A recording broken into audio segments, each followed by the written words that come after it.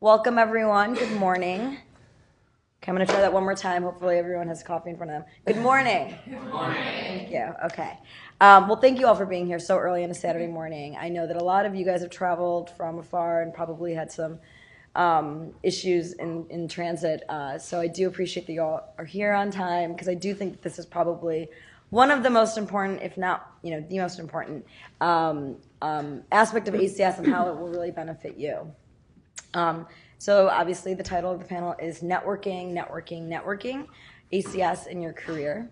I'm excited to moderate this panel because it is one of my favorite topics to kind of discuss with people. And I'm also here with three of my favorite ACS members, some of whose career has definitely benefited by being involved with ACS. So I don't know how many of you were in the executive session last night. Some of this is going to be repetitive, but as most of you know, ACS is really known for being a progressive legal organization focused on sustaining a progressive vision of the Constitution. And that's probably why a lot of you guys in law school wanted to join the organization, is because you were really interested in what the mission is behind it. But like I mentioned yesterday, I would actually argue that the most valuable part of ACS to its members is actually the network. And it's this network that really gives you the ability to meet like-minded individuals, to work with them on common interests. Come on in, take a seat. Don't worry, we're just getting started. Meet on an annual level at the national convention, and really grow your professional network both locally and also nationally. After graduation, a lot of you are going to go on to work, and some of you may be in the private sector or in places that you're not super passionate about. You'll quickly realize that the people that are in your network are almost limited to just the people in your office or the people that you work with on a day-to-day basis. That is limiting in a lot of ways, and once you kind of get started working, you're so focused on that it's hard for you to kind of keep in mind the importance of growing your professional network outside of your specific office.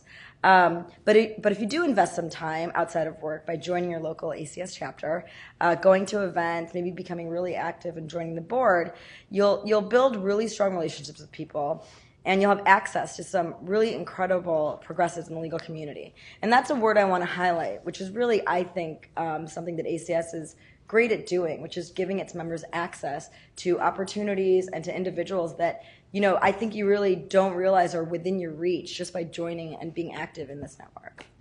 So I don't want to give a really long introduction. What I'd actually like to do with today's panel is briefly introduce the three panelists. I'll then turn it over to each of them to kind of give a few remarks.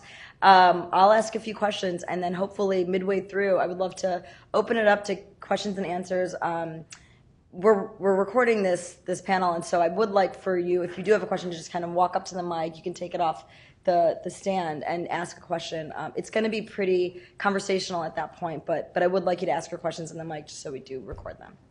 So I'm going to start by introducing Sarah Knight, who is in the middle here. She's the Vice President of the Department of Network Advancement at the American Constitution Society, and also my direct boss. Sarah joined ACS 5.5 years ago. Well, she joined the staff of ACS 5.5 years ago as an Associate Director of Lawyer Chapters, and has since helped the organization grow primarily through working with our members and our over 200 lawyer and student chapters to carry out ACS's mission with all of you. Prior to joining ACS, Sarah worked at a really small law firm that I'm sure none of you have really ever heard of, Perkins Coie, both in their Chicago and Seattle offices. She hails from NYU Law, but I actually think she's probably most proud to be identified as a Missoulian from Montana. Next, I'm going to go over and introduce Dan Roth. Dan is actually, most of you probably know, because he does make his way around every room that he's in, is the current Bay Area Lawyer Chapter Chair.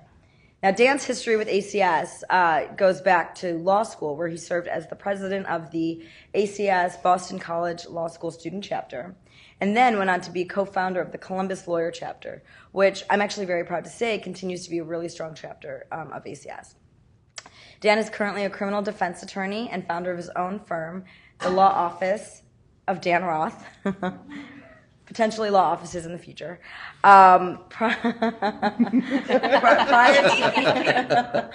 Prior to this, he was an associate at, and I might mess this up, Arguelles, Cassidy, and Headley?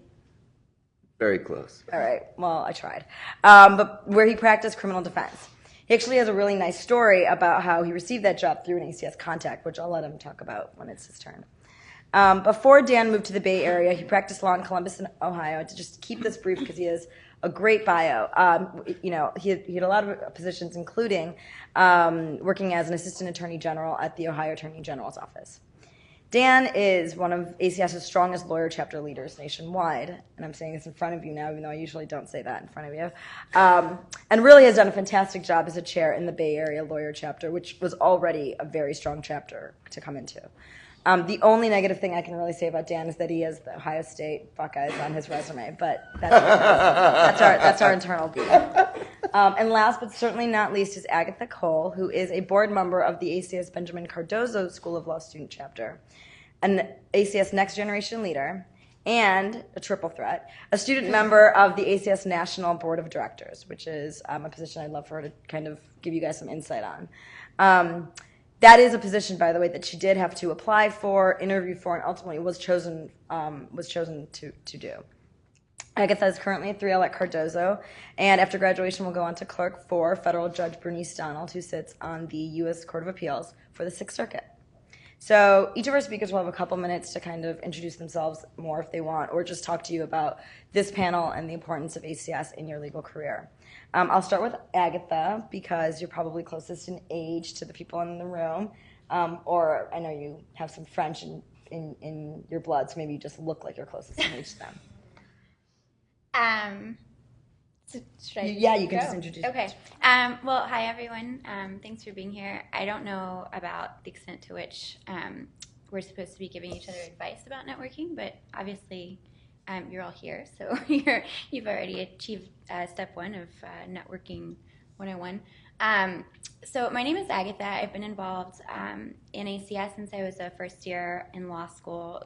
Like Pollock said, I became involved because I wanted a way to kind of synthesize my commitment to progressive values with my coursework in my first year, and it has certainly been a really wonderful avenue to do that in. I became more and more involved in my chapter, went to the convention after my first year in law school and had an amazing experience, and that's really where I started kind of building or meeting people within the ACS network outside of my law school and realizing what a huge asset it can be for your career.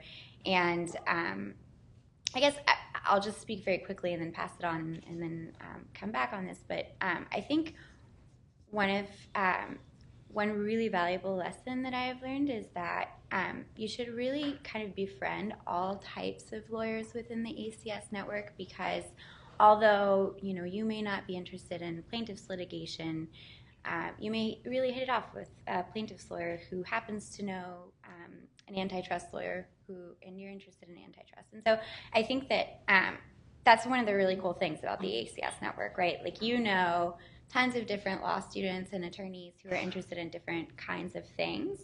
And so if someone who you really admire or want to help asks you to connect them with someone who has a specialty in an area where you don't necessarily have expertise, I'm sure you'd be happy to. And so I think it's really important to remember that, because we always think, oh, I want to do criminal defense, so I have to meet criminal defense attorneys. And I don't think that's necessarily the case. And in my case, at least, the people who have really helped me in the ACS network were, in some ways, people who I had the least in common with in terms of interest and expertise, but who I really hit it off with personality-wise and who happen to have really wonderful connections. Great. Why don't we just go down the line, Sarah? Well, so I want to sort of piggyback on what Agatha just said. And, on staff, we have some tremendous resources for you to draw on. They're called staff members. And almost all of us have practiced and have our own networks of friends and colleagues from that time. We've practiced around the country, so we have those networks around the country. And then we work with lawyers around the country all the time, too. So I've said this a lot of times. You'll hear me say it again. Please get to know us. And I want to emphasize the value of being a repeat player. So if you come and speak to me once at the student convention, I'll have a little glimmer of an idea about who you are and what you're interested in. If you come back to convention this summer and speak with me again, and we're at a panel and we have some substantive conversation, I'll have a deeper idea about who you are and what you're interested in and what your capacity is. If you come to convention the third year, you'll talk to me in a group of 4 other people who've seen each other before and who will be your friends. And so ACS, I think, is a network where it's not about meeting people once and saying, oh, well, I met this person once, now what do I get? It's about coming back and working together, because I think people who work together have deeper impressions of one another, who can vouch for each other's attributes better. And so I encourage you to make the investment in doing these things more than once. And so the chapter structure is one way to do that. It puts you into a group of people who are going to work together towards a common goal. And, outside of your office when you're practicing, that I think is the key way to build the kind of relationships and credibility that will help you in your next move, or help you to build your client base if you're planning to stay where you are. So don't go once and go away. Keep coming back, and each time it'll be a richer experience. I also just want to say, and I think Caroline said this yesterday, and Pollock has alluded to it too, staff is here as a resource, and we're trying to do a lot of things that will help you to identify opportunities. And so Pollock has been working on an NLADA match program. So this is completely appropriate for this weekend. The National Legal Aid and Defenders Association has defenders' offices around the country and legal aid offices around the country that are members of its network who have desperate need for interns. We have students who would like to become defenders or legal aid attorneys, or who at least would like some opportunities to do some good legal work that might then help be a springboard on into something else. And so we're doing our best to bring those things together and looking at other opportunities like that so that we can further expand the opportunities we're giving to you. Last but not least, Dan. Good morning. Good morning, everybody. Thanks for being here. I'll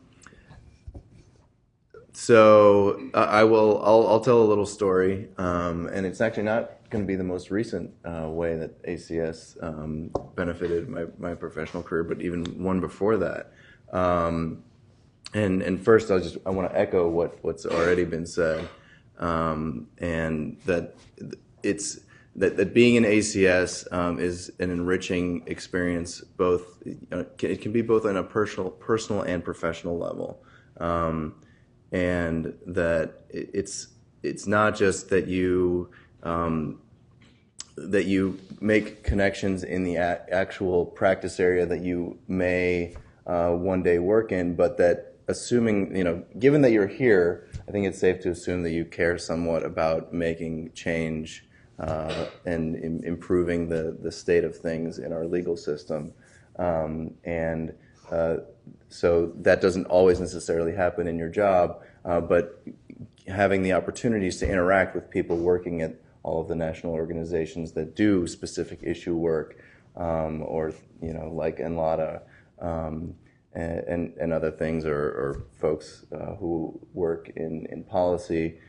It allows you to deepen and enrich those ties that help you, help facilitate you maybe doing that kind of work outside of your immediate professional context. So it's really critical on both of those sort of tracks.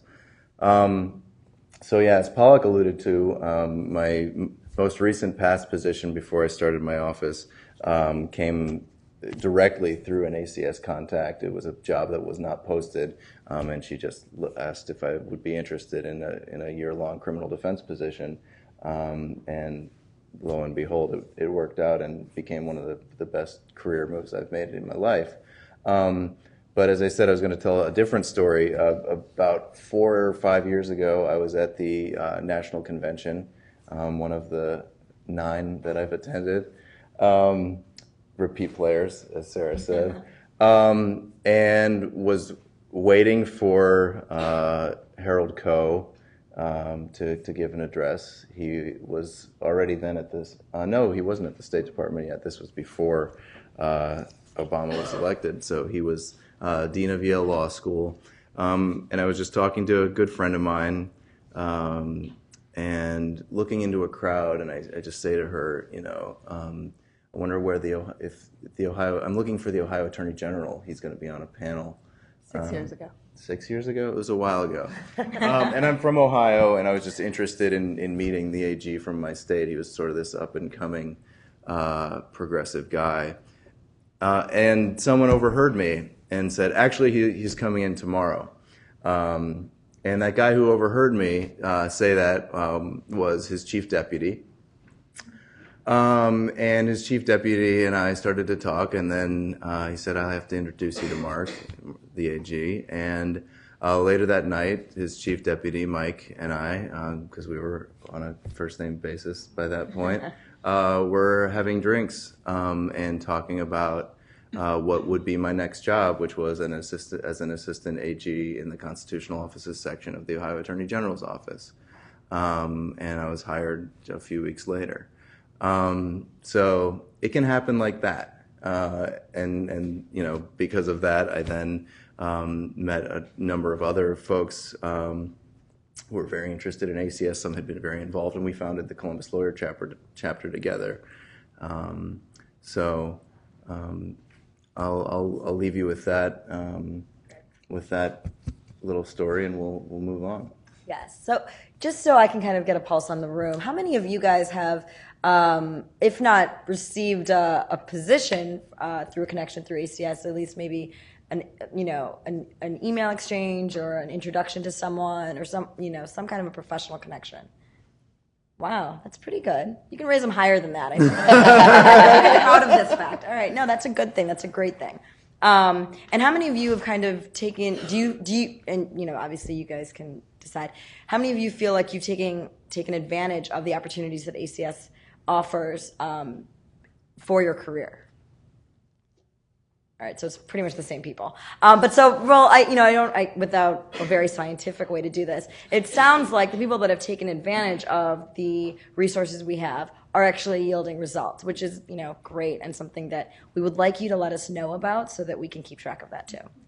So I'm going to actually start with Dan and talk to you because, like I mentioned earlier, Dan's one of our best members, and I think it's made huge impact in his own career. But really, for us, he's one of our favorite stories to tell people because everyone gets busy. You guys as law students know you're busy. When you become lawyers, you'll think you're even busier. And when you make cross-country moves and move to new legal markets like you have, you're incredibly busy. I think when I meet people and I tell them to get involved with ACS, a lot of times these are the people that used to be involved as students that then don't become as involved as lawyers. Their number one issue is usually time. That's what they always tell me. I wish I could, I just don't have the time. So I'd want to ask you how you manage, and I know you might be an extreme, but let's give the moderate story. The greatest week to talk to Suzanne about the time.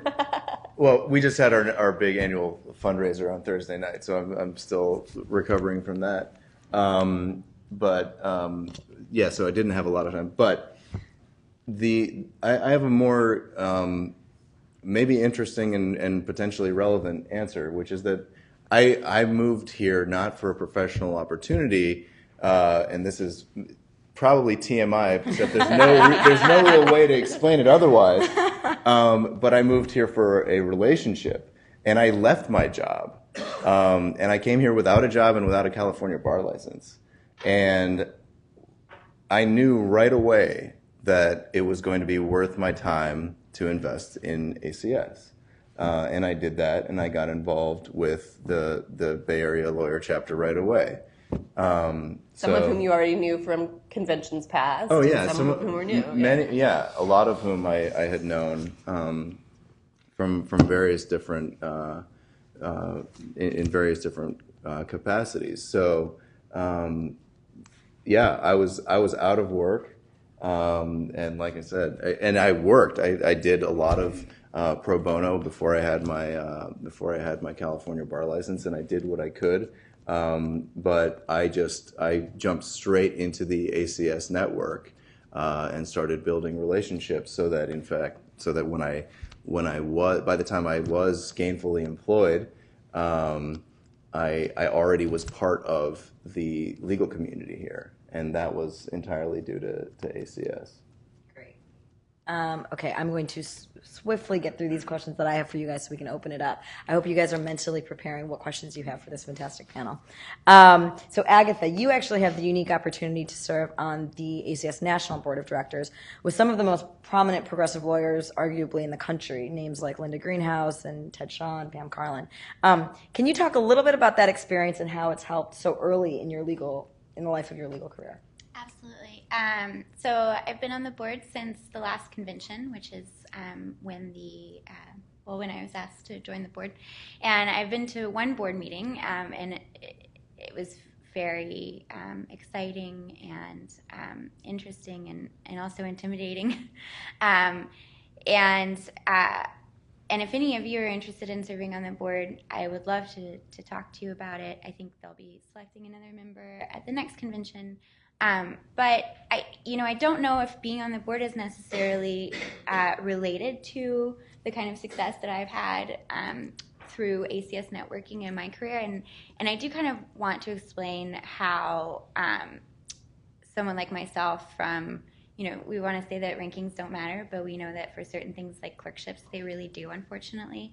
But how someone like myself, through the ACS network in large part, from a second-tier school with a kind of average GPA, got a Court of Appeals level clerkship by largely using the ACS network. So I'll start from the beginning, which is that I really kind of had no idea what I wanted to do after law school. I had a lot of ideas about what I like, what I believe in. But so I thought, well, I definitely want to clerk, I think, and I think it will be an uphill battle. But I started thinking very early on about how I could be competitive for a clerkship. And I'm from the South, and I thought, oh, well, maybe I can be competitive in the South if, if I target the right people and kind of insert myself into a certain network. And I met at the first convention a young lady named Miriam Nemeth, who was clerking on the Sixth Circuit Court of Appeals in Memphis, Tennessee for Judge, I forget his name, but but a wonderful progressive judge who was himself very invested in ACS, if not as a member, just committed to ACS's mission. But anyway, so I met her, and we kind of developed this relationship over the past 3 years, and she was not able to put my resume in front of this judge, but she introduced me to not all of, but many of the clerks on that circuit, gave me kind of the inside scoop on what these judges' personalities are like and what they look for in applications. And so when I was applying, I really kind of knew what I was doing, I think, anyways.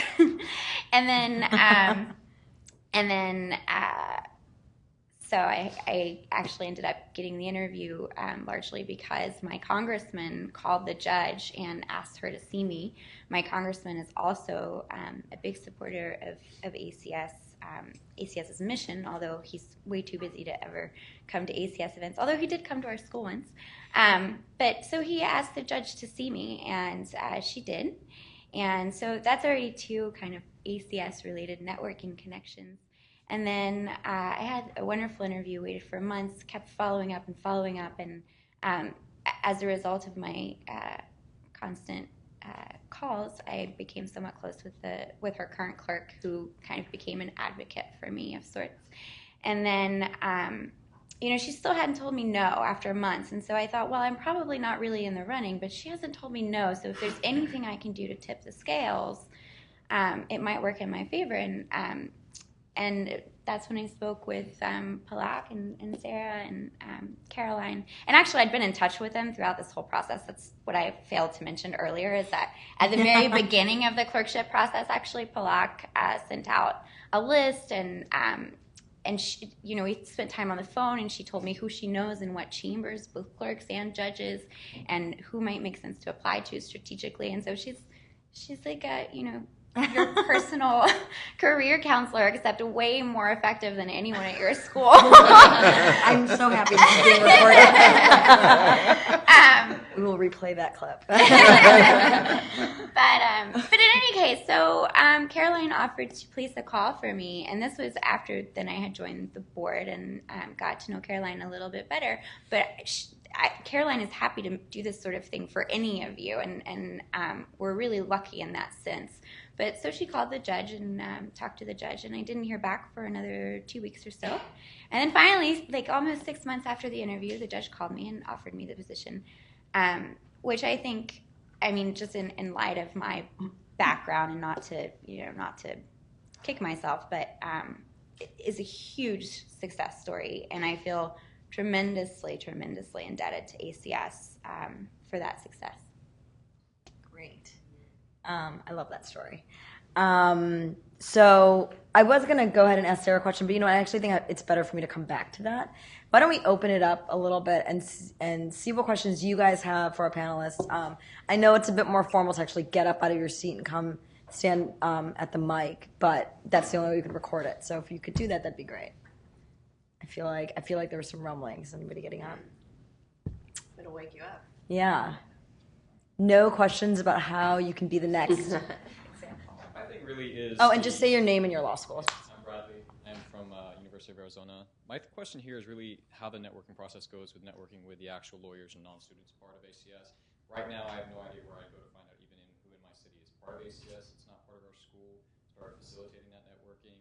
Is there a website? Is there an email list? Is there billboards somewhere? So, meeting these people so that we can put them in contact with our society. I'll actually pass this to you. So, so there are a couple different answers to that. The sort of